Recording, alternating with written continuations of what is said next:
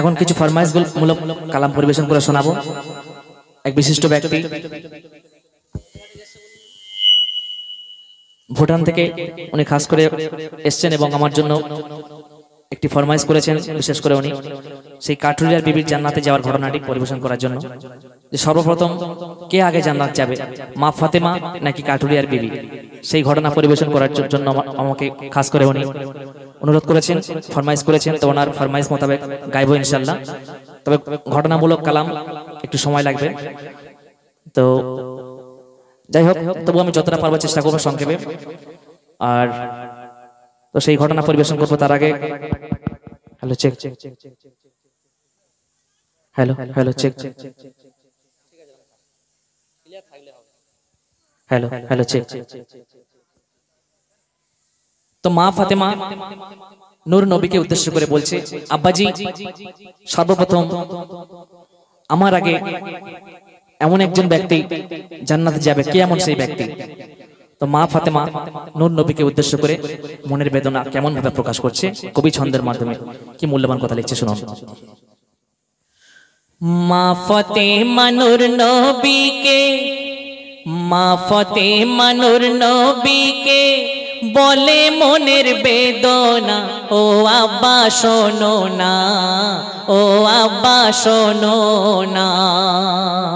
কে সর্বপ্রথম জান্নাতে যাবে তাই বলো না, ও আব্বা শোনো না, ও আব্বা শোনো না। মা ফাতেমা নূর নবীকে বলে মনের বেদনা, ও আব্বা শোনো না, ও আব্বা শোনো না। তারপর মা ফাতেমার কথা শোনার পর দয়ার নবী মা ফাতেমাকে উদ্দেশ্য করে কি বলছে? দয়ার নবী মা ফাতেমায় বলে, বেটি শোনো, যে কথা আজ বলছি তাতে সন্দেহ নেই কোনো, সন্দেহ নেই কোনো। আর সবার আগে জান্নাত যাবে, সবার আগে জান্নাত যাবে এক কাঠুরিয়ার কন্যা। বেটি দুঃখ পেও না, বেটি দুঃখ পেও না। কেন? স্বামী সেবায়, ও গো স্বামী সেবায় তার মতো আর কেউ তো হবে না। বেটি দুঃখ পেও না, বেটি দুঃখ পেও না। তো দয়ার নবীর এমনটি কথা শোনার পর তখন মা ফাতেমা আব্বাজিকে উদ্দেশ্য করে কি বলছে? মা ফাতেমা বলে, আব্বা কোথায় তার ঠিকানা? আর মা ফাতেমা বলে, আব্বা কোথায় তার ঠিকানা?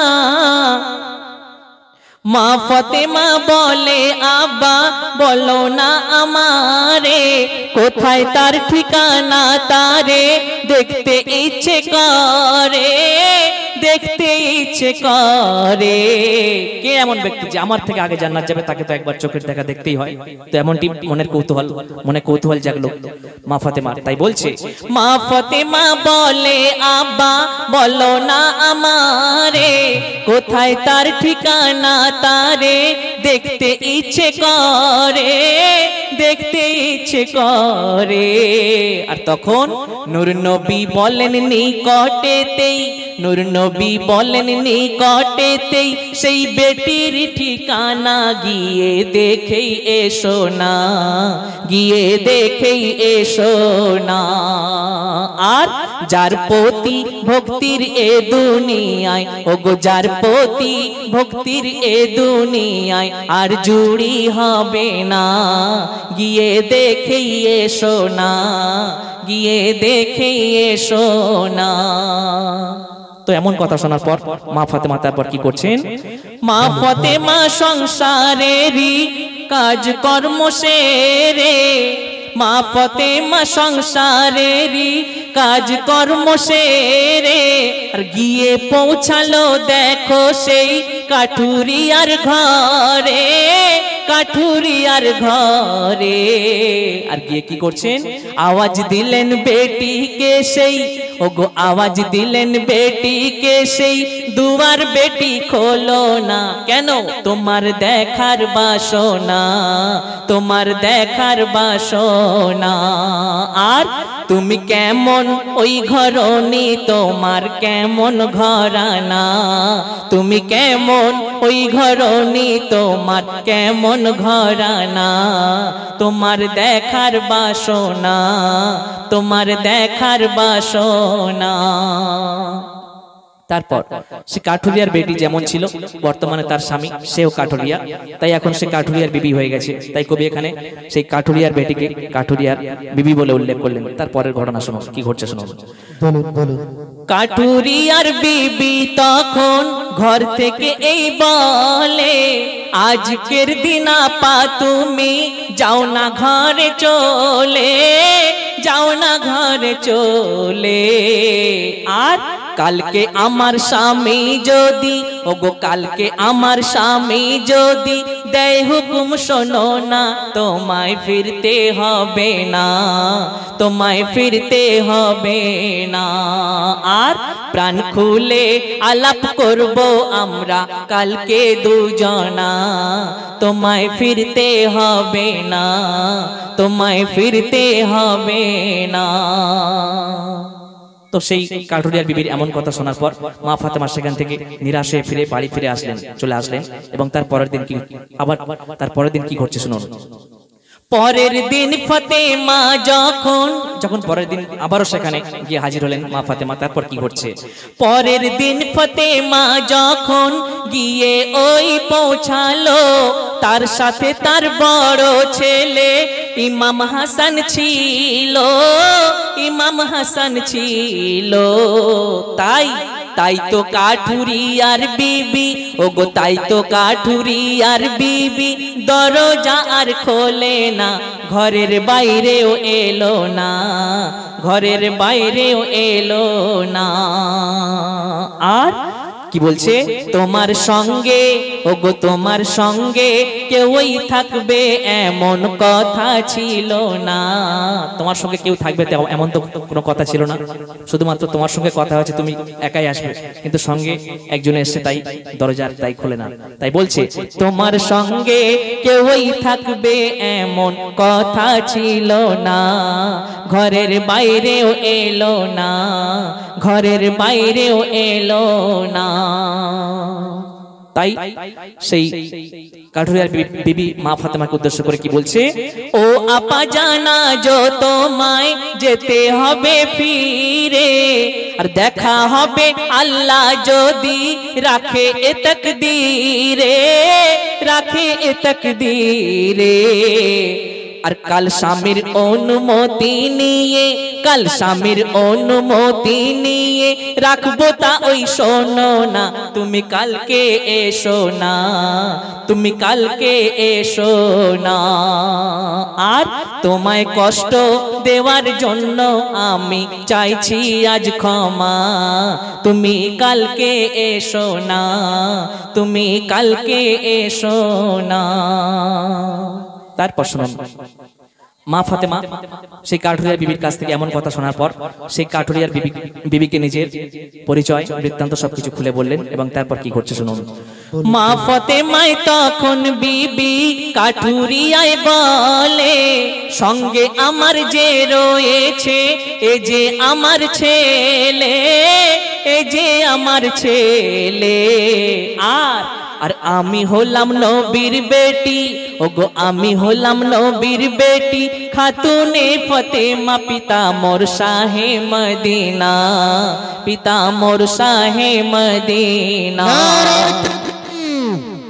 এই কথা তোমার স্বামীকে তুমি বলতে ভুলো না, এই কথা তোমার স্বামীকে তুমি বলতে ভুলো না, পিতা মোর শাহে মদিনা, পিতা মোর শাহে মদিনা।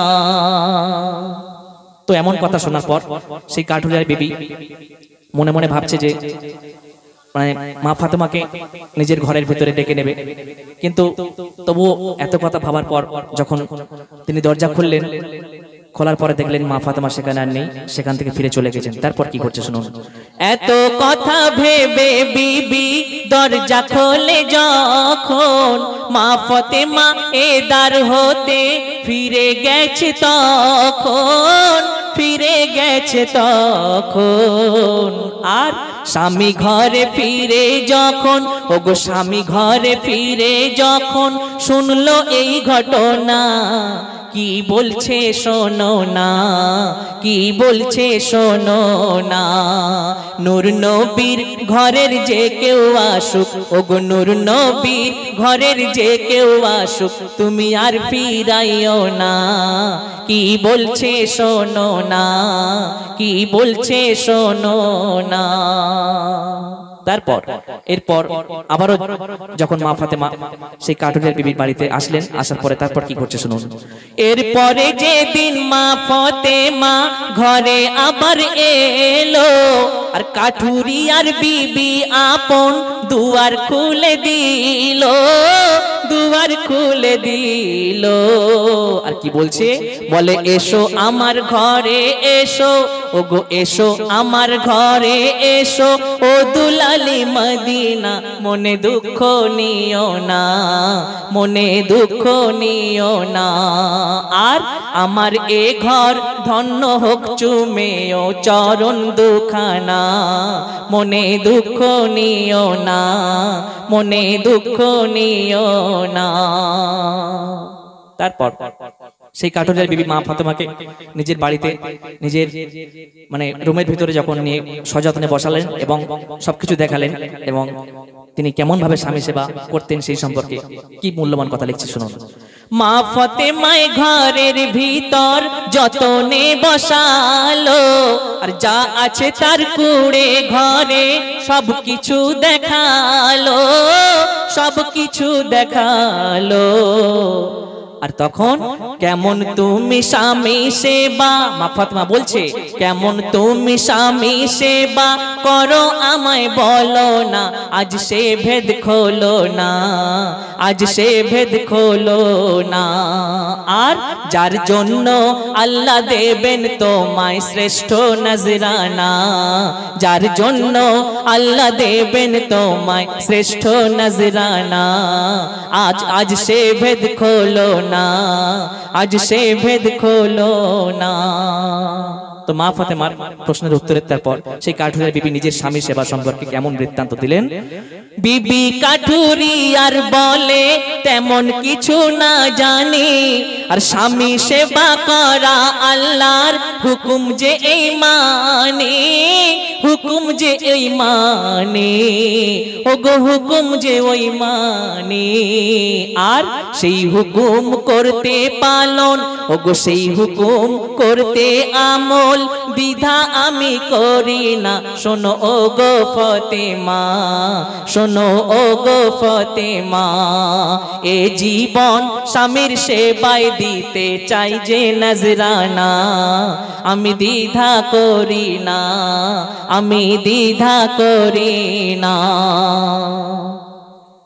স্বামী আমার খেটে যখন আসে ফিরে ঘরে, আর ভাড়ে করে পানি রাখি পা ধোয়ানোর তরে, পা ধোয়ানোর তরে। কেমন স্বামী সেবা করতেন সেই সম্পর্কে বলছে শুনুন। স্বামী আমার খেটে যখন আসে ফিরে ঘরে, ভাড়ে করে পানি রাখি পা ধোয়ানোর তরে, পা ধোয়ানোর তরে। আর আপন চুলে মুছিয়ে দি, ওগো আপন চুলে মুছিয়ে দি সেই ভিজে পা দুখানা, একে মিথ্যা ভেবো না, একে মিথ্যা ভেবো না। তারপর কি করি, তারপরে যতন করে, ওগো তারপরে যতন করে তারে খাওয়াই যে খানা, একে মিথ্যা ভেবো না, একে মিথ্যা ভেবো না।